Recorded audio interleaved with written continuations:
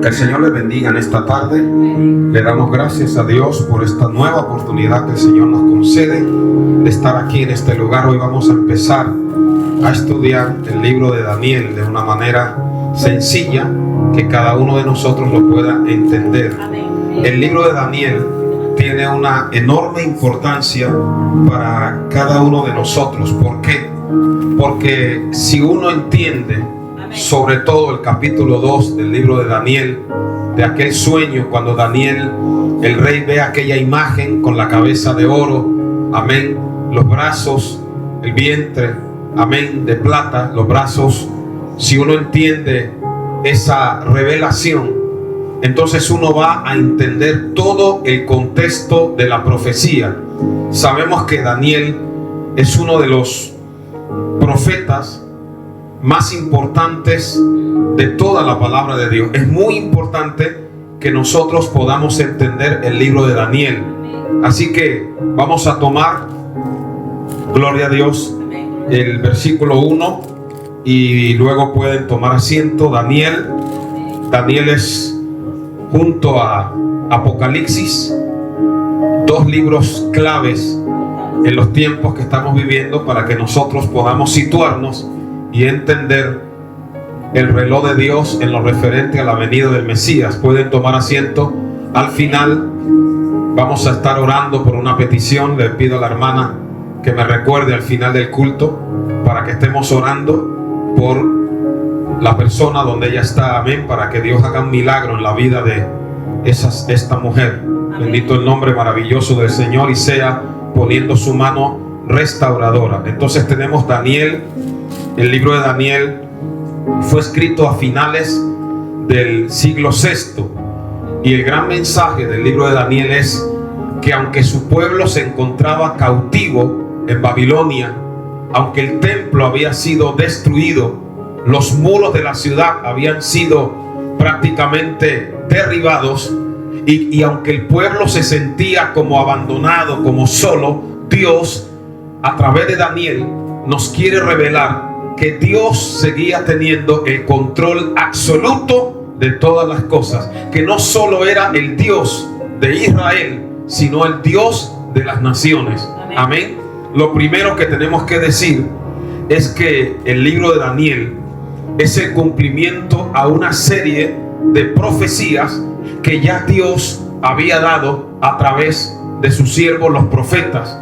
¿Recuerda usted cuando el templo de Salomón fue construido? Y ustedes han leído la oración que hizo Salomón. Vamos a recordar, vamos a ir a Primera de Reyes y vamos a recordar la oración que hace Salomón cuando el templo es consagrado a Dios, es dedicado a Dios. Bendito sea el nombre maravilloso del Señor. Allí en Primera de Reyes, capítulo 8, nosotros vemos la oración dedicatoria de Salomón. Primera de Reyes 8, del 22 en adelante, dice: se puso Salomón delante del altar de Jehová en presencia de toda la congregación de Israel, y extendiendo sus manos al cielo dijo: Jehová Dios de Israel, no hay Dios como tú, ni arriba en los cielos, ni abajo en la tierra, que guarde el pacto y la misericordia a sus siervos, los que andan delante de ti en su corazón, que has cumplido a tu siervo David, mi padre, lo que le prometiste. Lo dijiste con tu boca y con tu mano lo has cumplido, como sucede en este día. Ahora pues, Jehová Dios de Israel, cumple a tu siervo David, mi padre, lo que le prometiste, diciendo: no te faltará varón delante de mí, que se siente en el trono de Israel, con tal de que tus hijos guarden mi camino y anden delante de mí, como tú has andado delante de mí. Y Salomón le dice a Dios, estamos en Primera de Reyes 8:26: ahora pues, oh Jehová Dios de Israel, cúmplase tu palabra que dijiste a tu siervo David mi padre. Pero es verdad que Dios morará sobre la tierra. He aquí los cielos de los cielos no te pueden contener, cuanto menos esta casa que yo he edificado. Con todo, tú atenderás la oración de tu siervo y su plegaria, oh Jehová Dios mío, oyendo el clamor y la oración que tu siervo hace hoy delante de ti. Y Salomón le pide a Dios que estén tus ojos abiertos de noche y de día sobre esta casa, sobre este lugar del cual has dicho mi nombre estará allí, y que oigas la oración que tu siervo hace en este lugar. Oye pues la oración de tu siervo y de tu pueblo Israel. Cuando oren en este lugar, también tú los oirás en el lugar de tu morada. En los cielos escucha y perdona si alguno pecare contra su prójimo y le tomare en juramento, haciéndole jurar, y viniere juramento delante de tu altar en esta casa, tú oirás desde el cielo y actuarás y juzgarás a tus siervos, condenando al impío y haciendo recaer su proceder sobre su cabeza, y justificando al justo para darle conforme a tu justicia. Y le vuelve a decir Salomón en el verso 33: si tu pueblo Israel fuere derrotado delante de sus enemigos por haber pecado contra ti, y se volvieren a ti, confesaren tu nombre y oraren y te rogaren y suplicaren en esta casa, tú oirás en los cielos y perdonarás el pecado de tu pueblo Israel y los volverás a la tierra que diste a sus padres. Y si el cielo se cerrare y no lloviere por haber ellos pecado contra ti, te rogaren en este lugar y confesaren tu nombre y se volvieren del pecado, cuando tú los afligieres, tú oirás en los cielos y perdonarás el pecado de tus siervos en que anden, y darás lluvias sobre tu tierra, la cual diste a tu pueblo por heredad. Esta es la oración que le hace Salomón a Dios. No solo quiero dedicarte a una casa, quiero que tu presencia esté en esta casa, quiero que tu gloria esté en esta casa, quiero que tu protección esté en esta casa. No quiero un edificio, quiero una casa llena de la presencia de Dios. Ahora, cuando Salomón hace esa oración, Dios le responde a Salomón la oración. Vamos a ir al capítulo 9, Primera de Reyes, capítulo 9, del 1 en adelante.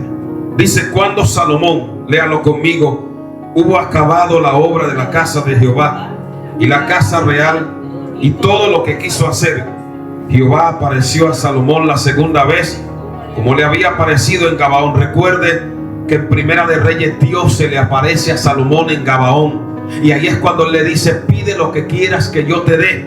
Y entonces Salomón le dice a Dios: dame sabiduría. Amén. Y aquí se le aparece la segunda vez. ¿Cuándo? Cuando Salomón le ha consagrado un templo, le ha dedicado una casa y ora pidiendo a Dios la protección sobre esa casa. Dios se le aparece otra vez. Y miren lo que le dice, verso 3: y le dijo Jehová: yo he oído tu oración y tu ruego que has hecho en mi presencia. Yo he santificado esta casa que tú has edificado para poner mi nombre en ella para siempre, y en ella estarán mis ojos y mi corazón todos los días. Y si tú anduvieres delante de mí como anduvo David tu padre, en integridad de corazón y en equidad, haciendo todas las cosas que yo te he mandado y guardando mis estatutos y mis decretos, yo afirmaré el trono de tu reino. Oiga bien, todo lo que Dios nos da es condicional a la obediencia.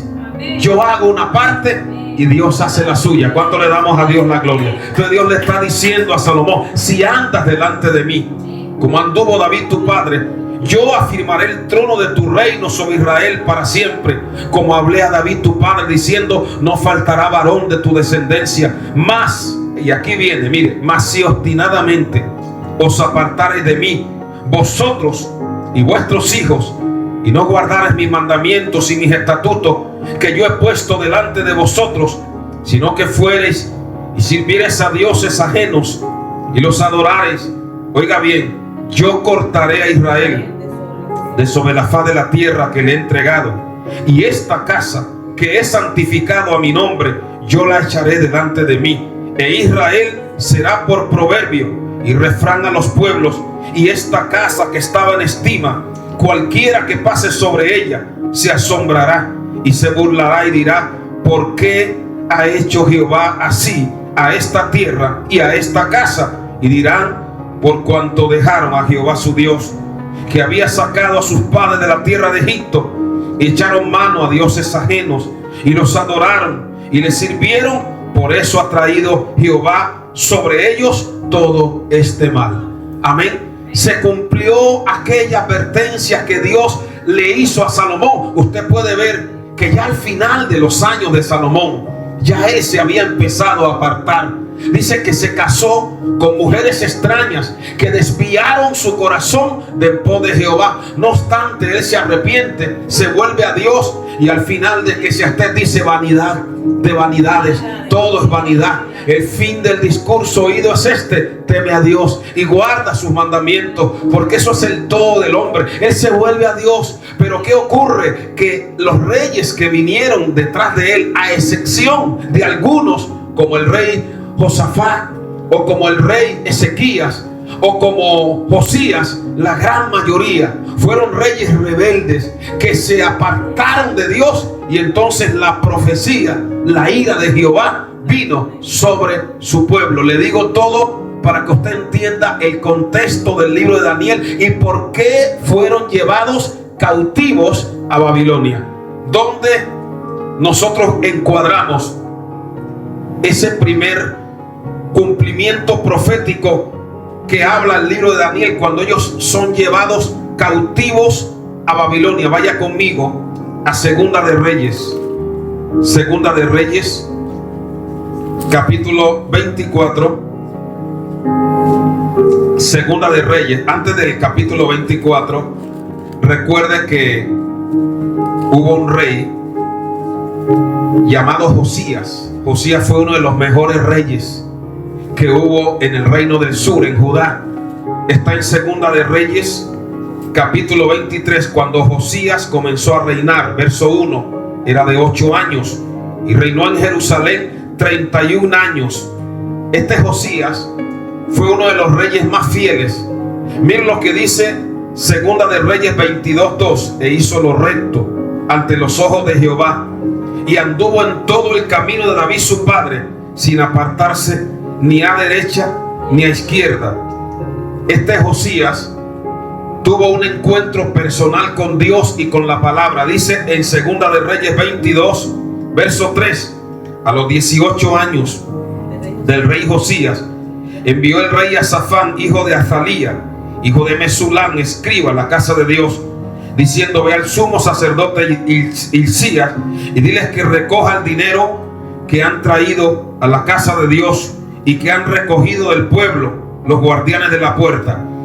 Oiga, cuando ellos fueron a traer las ofrendas que el pueblo había dado para reconstruir la casa de Dios, nos dice la palabra, bendito sea el nombre maravilloso del Señor. Amén. Dice que en el versículo 11, vamos a leer mejor desde el versículo 10. Cuando ellos estaban reparando el templo, en el 10 dice: y asimismo el escriba Safán declaró al rey, diciendo: el sacerdote Hilcías me ha dado un libro. Y lo leyó Safán delante del rey. Y cuando el rey hubo oído las palabras de la ley, rasgó sus vestidos. Luego el rey dio orden al sacerdote Hilcías, hijo de Ahicam, a Por, hijo de Micaías, y le dijo a ellos: id y preguntad a Jehová por mí, verso 13, y por el pueblo, y por todo Judá acerca de las palabras de este libro que se ha hallado, porque grande es la ira de Jehová que se ha encendido. Verso 14, entonces fue el sacerdote Hilcías y Ahicam a Hulda, mujer de Salón, hijo de Tipa. Esta Hulda era una profetisa, hermanos. Y mire, ella les dijo, verso 15: así ha dicho Jehová, el Dios de Israel, decid al varón que os envió a mí, o sea, a Josías.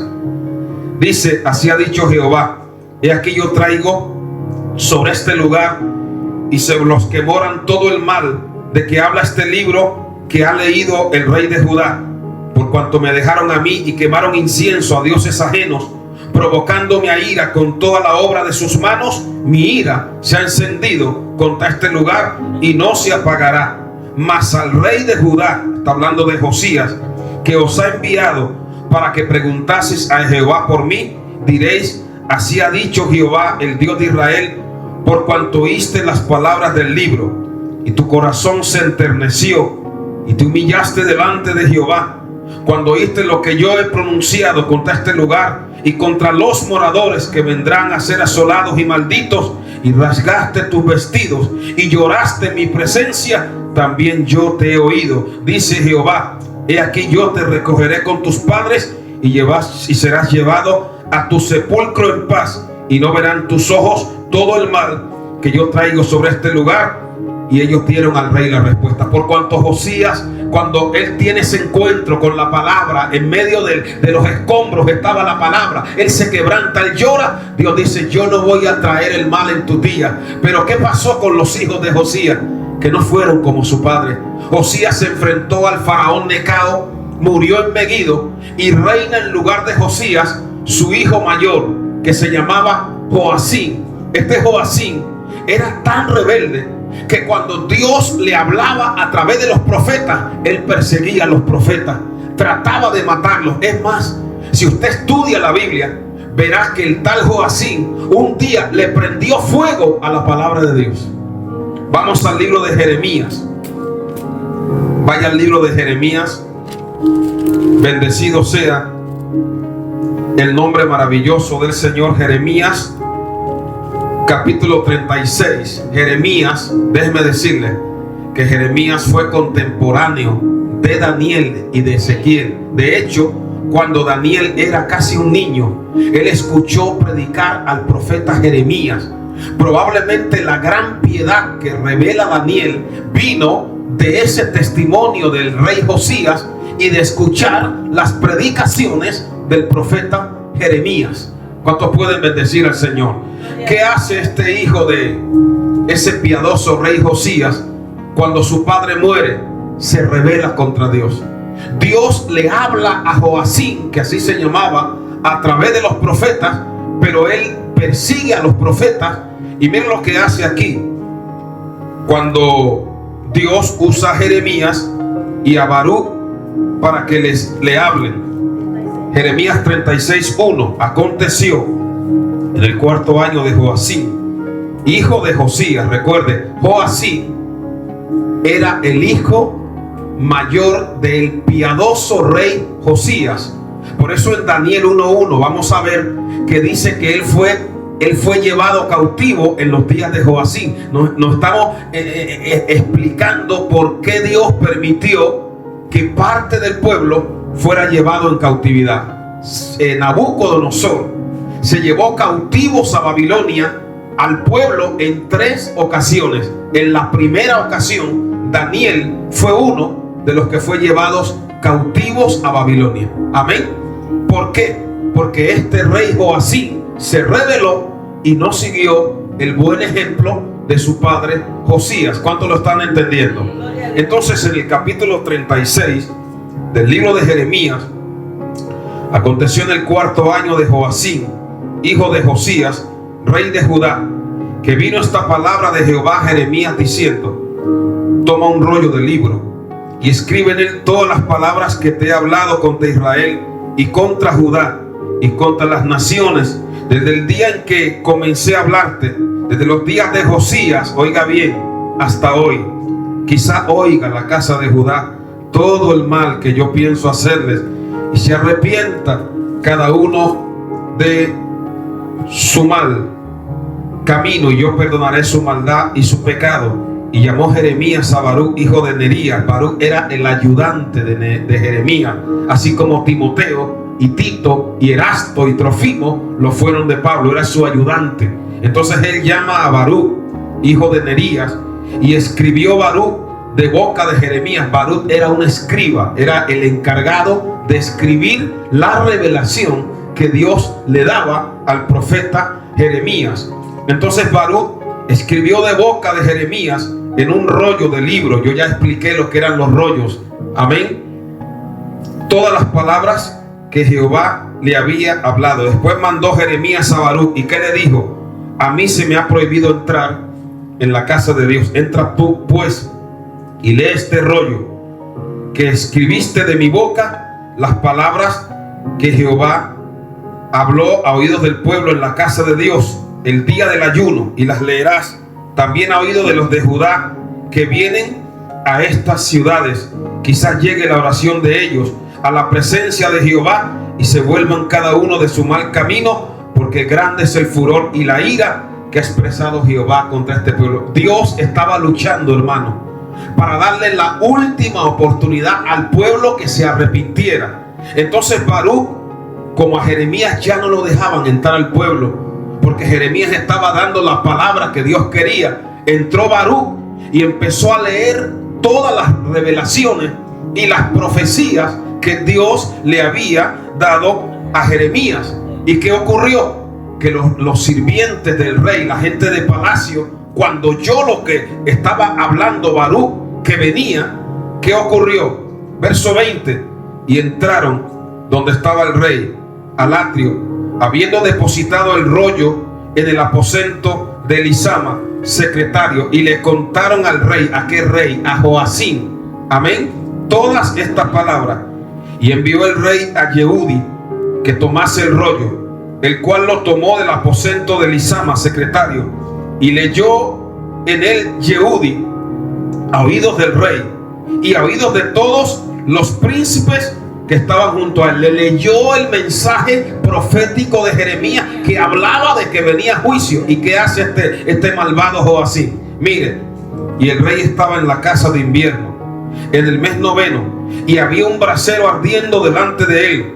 Cuando Yehudi había leído 3 o 4 planas, los rasgó el rey con el cortapluma de escriba. O sea, cortó la palabra de Dios. Amén. ¿Y qué más hizo? Y lo echó en el fuego que había en el brasero, hasta que todo el rollo se consumió sobre el fuego. O sea, quemó la palabra de Dios.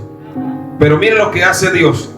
Mire en el 24, léanlo conmigo. Y no tuvieron temor, ni rasgaron sus vestidos el rey y todos sus siervos, que oyeron todas estas palabras, aunque el Natán y Delaía y Gemarías rogaron al rey que no quemase aquel rollo. Cuando él quemó la palabra, miren lo que es Dios.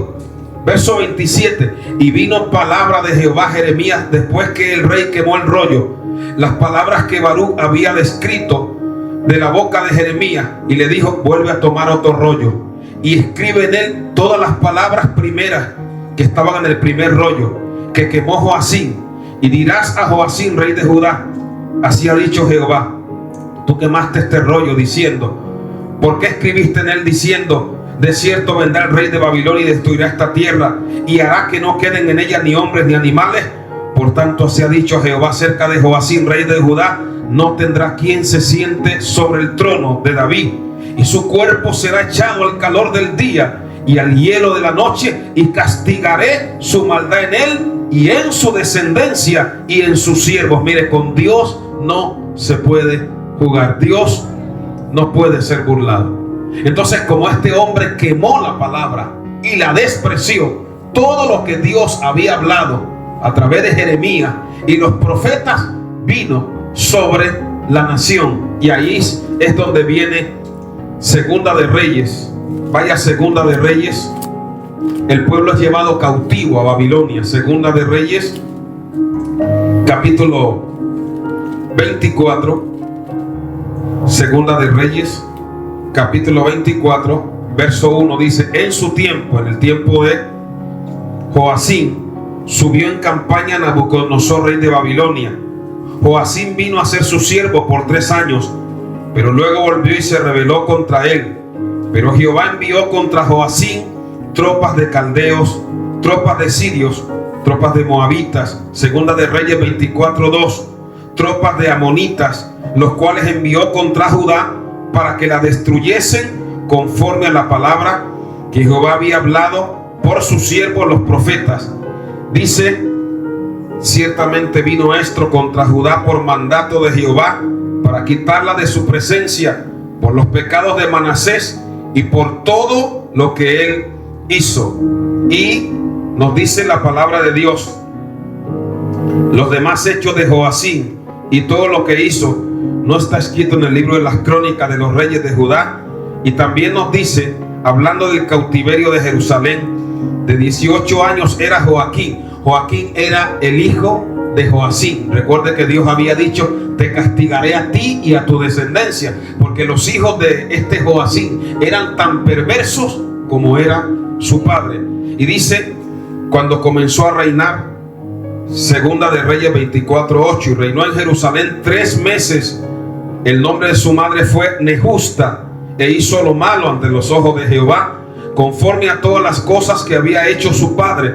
Y oiga bien, en aquel tiempo subieron contra Jerusalén los siervos de Nabucodonosor, rey de Babilonia, y la ciudad fue sitiada. Vino también Nabucodonosor, rey de Babilonia, contra la ciudad cuando sus siervos la tenían sitiada. Entonces salió Joaquín, rey de Judá, al rey de Babilonia, él y su madre y sus siervos y sus príncipes y oficiales, y lo prendió el rey de Babilonia en el 8º año de su reinado, y sacó de allí todos los tesoros de la casa de Jehová y los tesoros de la casa real, y rompió en pedazos todos los utensilios de oro que había hecho el rey Salomón. Recuerda con lo que Salomón consagró. Ahora los babilonios lo rompen, lo partieron para poder llevárselo, amén, en trozos.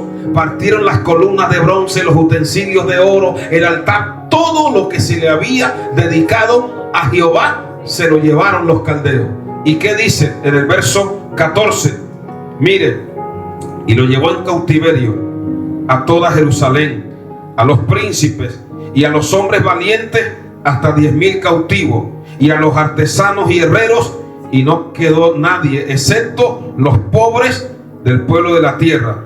Así también llevó cautivos a Joaquín, a su madre, a la madre del rey, a las mujeres del rey y a sus oficiales, y a los poderosos de la tierra se los llevó de Jerusalén a Babilonia, y a todos los hombres de guerra. Aquí es cuando hay un primer grupo que es llevado cautivo a Babilonia. Recuerde que Nabucodonosor se llevó de Jerusalén cautivos a Babilonia en 3 grupos, amén, o en 3 ocasiones. Sea bendecido el nombre maravilloso del Señor. Entonces, en la primera, digamos, en el primer grupo que fue llevado cautivo a Babilonia, fue llevado Daniel, amén. En el segundo grupo fue llevado Ezequiel. Ezequiel tenía 25 años cuando fue llevado cautivo, amén. Ezequiel más o menos era unos 10 o 12 años más mayor que Daniel. Cuando Daniel fue llevado cautivo, Daniel tenía unos 16 o 17 años. Entonces les repito, Nabucodonosor se llevó al pueblo cautivo a Babilonia en 3 ocasiones. Año 606 o 605, ahí es llevado Daniel, amén. Año, la segunda deportación, año 597, ahí es llevado Ezequiel. Y la tercera deportación fue en el año 586, y aparece en el libro de Segunda de Reyes, capítulo 25. Esa fue la más terrible, porque allí es donde el templo fue destruido, los muros, amén. Toda la gran mayoría del pueblo fue llevado cautivo en Babilonia. Por eso cuando usted lee el libro de Ezequiel, Ezequiel dice: en los ríos de Babilonia, amén, nos sentábamos, amén, y nos acordábamos de Jerusalén, y habla del canal de Quebar. Por eso aquí en Daniel, vuelvo allí a Daniel, vamos a Daniel,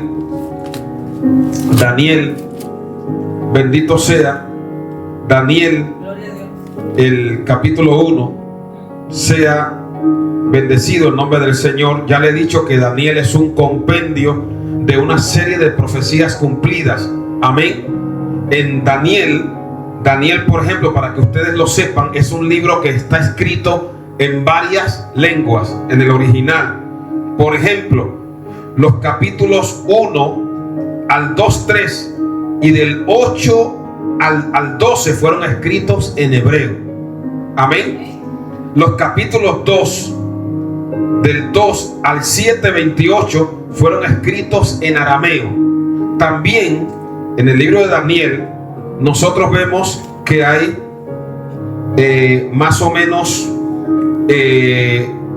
unas 19 palabras en persa, y hay más o menos 3 palabras de origen griego. Recuerde que Daniel se relacionó no solo con los caldeos, sino con el imperio medo-persa, amén. Entonces allí en Daniel Mire ahí en Daniel capítulo 1, gloria a Dios, versículo 1 dice: en el año tercero del reinado de Joacim, rey de Judá. Recuerde quién era Joacim, el hijo de Josías, pero que no fue tan piadoso como el rey Josías. Se rebeló él y su descendencia contra Dios. ¿Cuántos pueden bendecir el nombre maravilloso del Señor? Amén. Entonces sigue diciendo: vino Nabucodonosor, rey de Babilonia, a Jerusalén. Mire, a veces los hombres piensan que han hecho las cosas por su poder, pero Nabucodonosor sencillamente, aunque él no lo sabía, fue el instrumento de juicio que Dios utilizó para castigar la rebeldía de su pueblo. Por eso dice, miren lo que dice el versículo 2: y el Señor entregó en sus manos a Joacim, rey de Judá, y parte de los utensilios de la casa de Dios, y los trajo a tierra de Sinar. No sé si a usted le llama la atención ese pasaje, bendito sea el Señor, o ese trozo, cuando dice: y los trajo a tierra de Sinar. ¿Usted le recuerda algo esa frase cuando dice: y los trajo a tierra de Sinar? No sé si usted recuerda que ahí fue donde Nimrod construyó la torre de Babel. Amén. Por eso siempre en la Biblia hay una relación entre lo que es Babilonia y lo que es la verdadera obra de Dios, porque Babilonia representa ese desafío contra Dios. Amén. Ahí en tierra de Sinar es donde Nimrod construye la torre de Babel. Ahí es donde se levanta esa torre como desafío contra Dios. Entonces, ¿por qué Daniel nos dice a nosotros: y lo trajo a tierra de Sinar? Es como si de alguna manera él creyera que sus dioses paganos le habían vencido a Jehová y le habían entregado todo ese botín, y él lo trajo para consagrarlo como botín de guerra a los dioses caldeos. Amén. Pero él ignoraba que era Dios el que lo había permitido, y que Dios se iba a glorificar en Babilonia usando a ese jovencito que nosotros conocemos como Daniel. ¿Cuántos están entendiendo la palabra de Dios? ¿Cuántos pueden bendecir al Señor? Amén. Entonces sigamos aquí en Daniel capítulo 1. Entonces ya nos dice la palabra que él trae los utensilios, parte de los utensilios. Y en aquellos tiempos, cuando un rey se enfrentaba a otra nación y él entendía que su Dios le había dado la victoria, le consagraba el botín en su templo. El dios principal de Babilonia se llamaba Bel o Marduk, y también había una diosa que se conocía como la diosa Istar, y a esa diosa le habían dedicado más de 130 altares. Amén. Y habían muchos templos dedicados a Bel o Marduk. Amén. Entonces él los trajo ahí. Usted recuerda en el Antiguo Testamento, cuando los filisteos capturaron el arca y la metieron en el templo de Dagón, y Dios le cortó la cabeza a Dagón. Pues esa era la costumbre. Amén. Traer lo que conquistaban como ofrenda al Dios que les había dado la victoria. Pero no era Bel, no era Istar, no eran los dioses de Babilonia, Nan, Narsin, no, era Dios que había permitido que eso se cumpliera. ¿Para qué? Como cumplimiento de su palabra y como una forma de castigar la rebeldía de ese pueblo. Vamos a leer algunos versículos que confirman que Nabucodonosor fue utilizado como instrumento de juicio para el cumplimiento profético de la palabra. Vaya a Jeremías, vaya al libro de Jeremías, capítulo 22. Jeremías, sea bendecido el nombre maravilloso del Señor. Jeremías, capítulo 22, versículo 24 y 25. Dice: vivo yo, dice Jehová, que si Conías, hijo de Joacim, rey de Judá, fuera anillo en mi mano derecha, aún de allí te arrancaría, te entregaré en mano de los que buscan tu vida y en mano de aquellos cuya visita temes. Sí, en mano de Nabucodonosor, rey de Babilonia, y en mano de los caldeos. Profecía de Jeremías. Lea también Jeremías capítulo 24, versículo 9. Dios cumpliendo lo que había hablado. Jeremías 24, 9. Y os daré por escarnio y por mal a todos los reinos de la tierra, por infamia, por ejemplo y por refrán y por maldición a todos los lugares donde yo os arroje. Amén. Y ahora lea Jeremías 25, 11, que dice lo siguiente: y cuando sean cumplidos, esta es la famosa profecía que ya la estudiaremos, que se llama la profecía de los 70 años. Dios dijo que el pueblo iba a estar cautivo 70 años. Amén. Y que después de los 70 años Dios los traería de nuevo a su tierra. Dice, y verso 11, dice: toda esta tierra será puesta en ruinas y en espanto, y servirán estas naciones ¿a quién? Al rey de Babilonia. ¿Cuántos años? 70 años. Amén. ¿Cuántos pueden entender la palabra? ¿Cuántos pueden glorificar a Dios? Entonces Dios lo que dice tiene cumplimiento. Amén. ¿Qué es lo que quería Jeremías? Que el pueblo se arrepintiera y no tuvieran que ser llevados cautivos a Babilonia. Pero por cuanto no se arrepintieron, terminaron en Babilonia. Entonces, volviendo allí al capítulo de Daniel que estamos leyendo, bendito sea el nombre maravilloso de Jesús. Entonces vemos cuando él trae todo el botín y lo consagra en el templo de Bel o de Marduk o de Istar, y él se cree que son sus dioses que le han dado la victoria, pero él ignora que solamente es un instrumento en las manos del Señor. Amén. Dice que aún la ira del hombre te alabará. ¿Cuántos pueden darle a Dios la gloria? Amén. Dios le dijo a Salomón: yo he endurecido tu corazón para mostrar en ti mi poder. O sea, cuanto más se rebelan los reyes, los hombres, más es glorificado el nombre del Señor. Cuanto más los Herodes se ensoberbecen, más es glorificado el nombre del Señor Jesucristo. Cuanto más los acanes tratan de matar a los mardoqueos, más se revela la gloria de Jehová. ¿Cuántos pueden darle a Dios la? O sea, Dios lo que está diciendo es que Él tiene el control de todas las cosas. ¿Cuántos pueden glorificar? Aunque los reyes crean que ellos manejan, que ellos cortan el bacalao, que no, Dios sigue sobre su trono, como está ocurriendo ahora en medio de esta pandemia, de esta desgracia.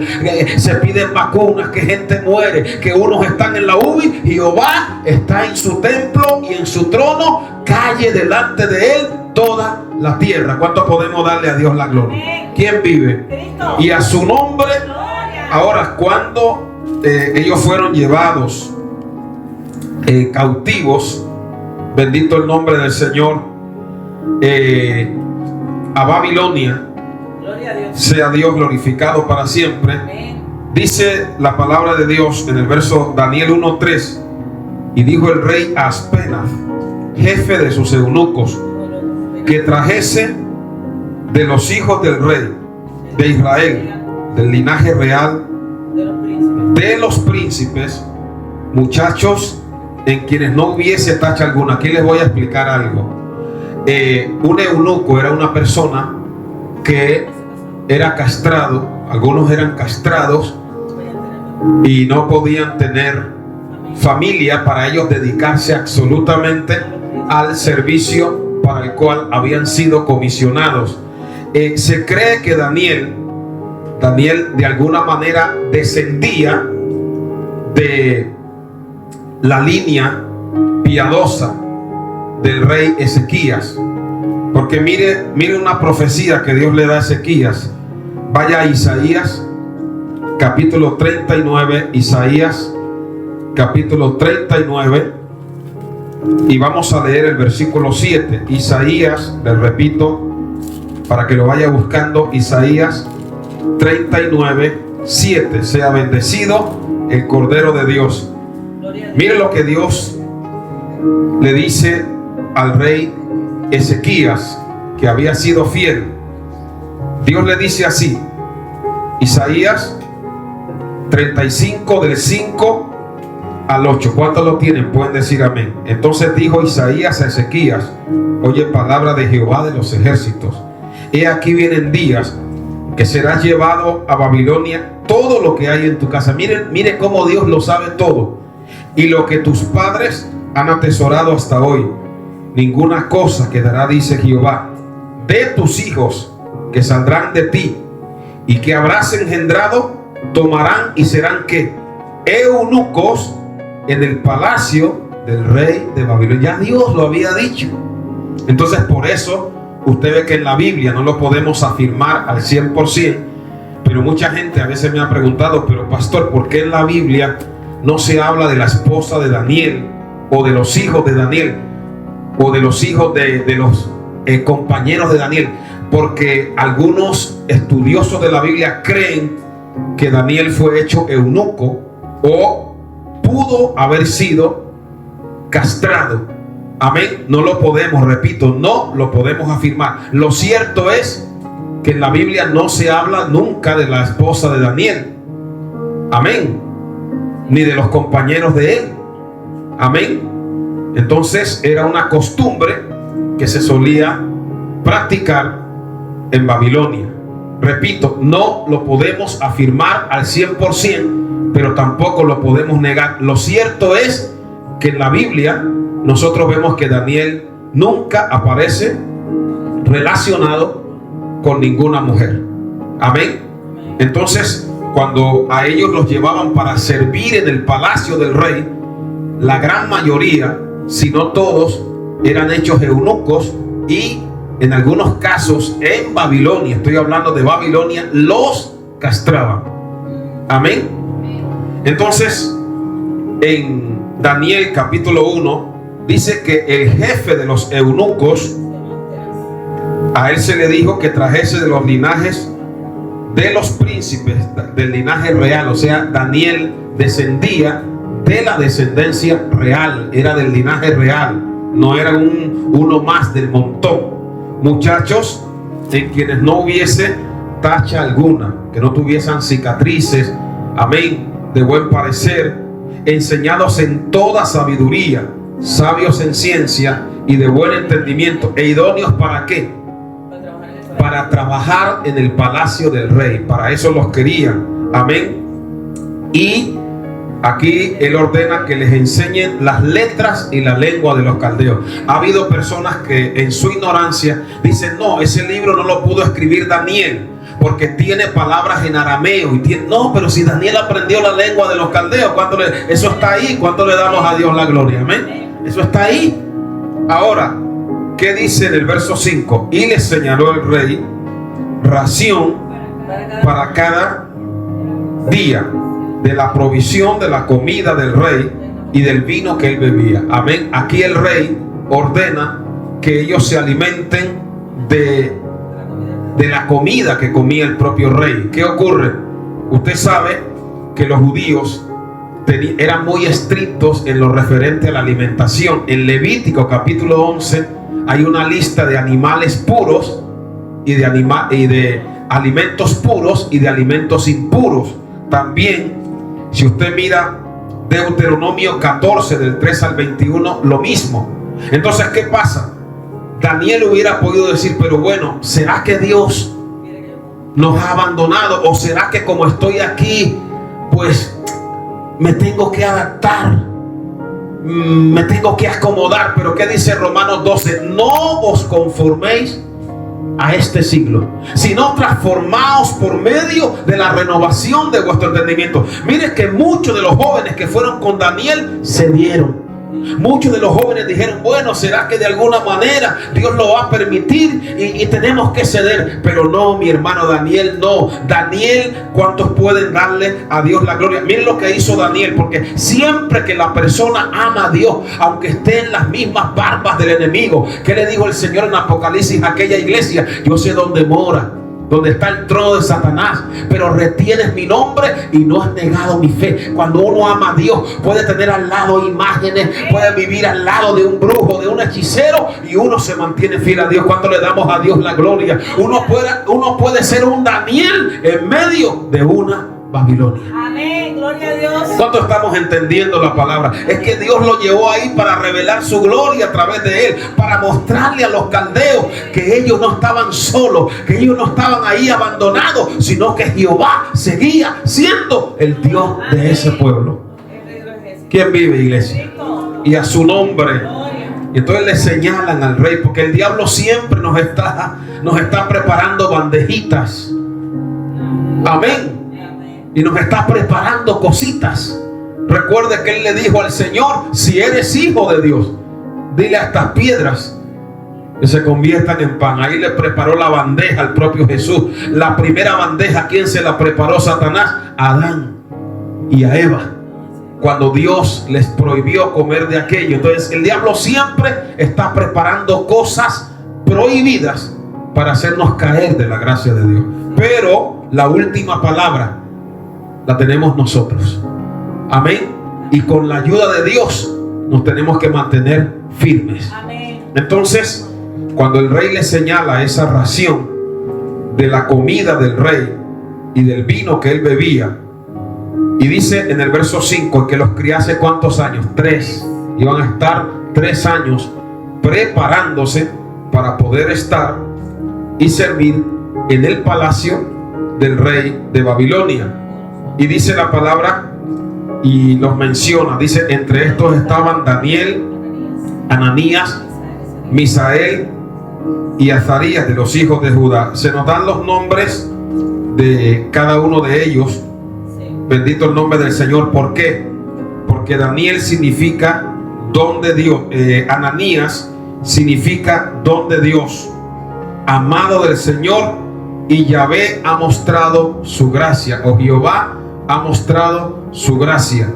Azarías significa el Señor es mi ayudador. Amén.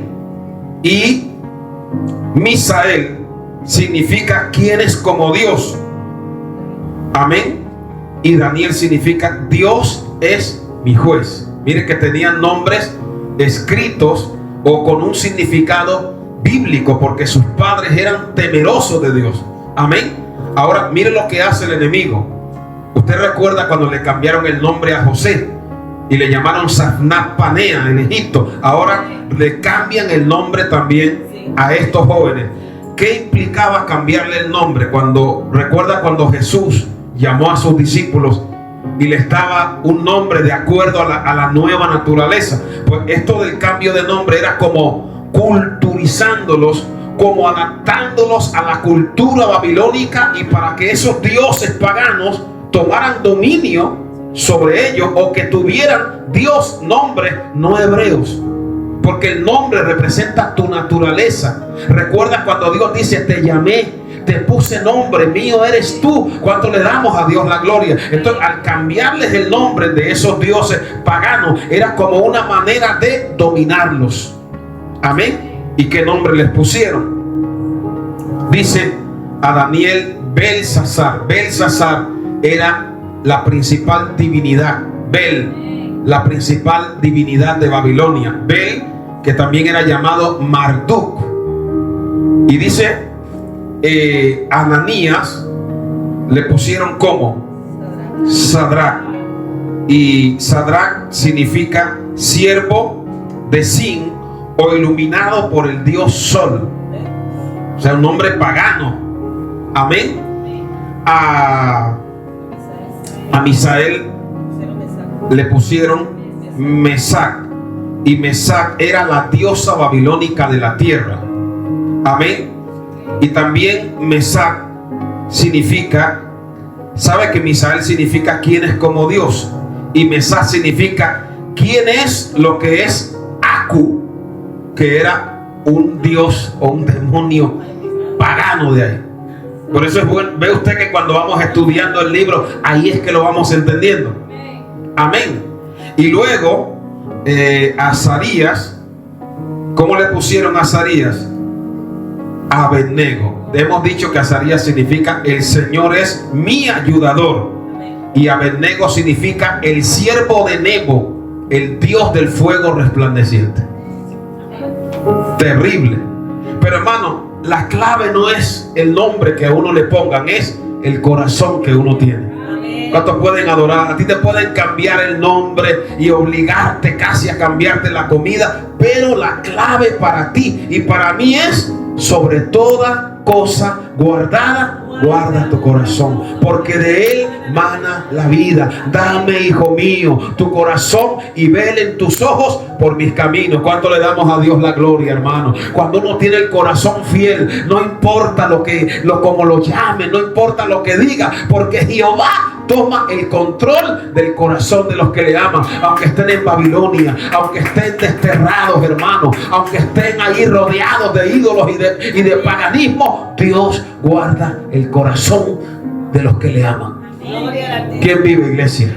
Y a su nombre. Por eso él dice: dame, hijo mío, tu corazón. Amén.